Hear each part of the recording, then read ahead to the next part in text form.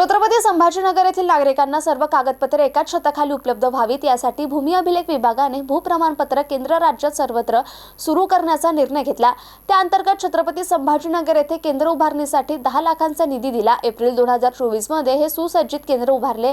केंद्र मे महिन्यात नागरिकांच्या सेवेसाठी सुरू होईल अशी अपेक्षा होती, मात्र 10 महिन्यांपासून या केंद्राला कुलूप असल्यामुळे नागरिकांची गैरसोय होतीये। संगणकीकृत मिळकत पत्रिका, सातबारा उतारा, फेरफार नोंदणीचा उतारा यासह अन्य सुविधा नागरिकांना भूप्रमाणपत्र केंद्रातून मिळण्यासाठी 10 महिन्यांपूर्वीच हे सुसज्ज केंद्र बनवले, पण ते सध्या कुलूप बंद आहे। केंद्रातील विविध सुविधांसाठी काय दरपत्रक असावे याबाबत शासन समन्वयावरून निर्णय झालेला नाही।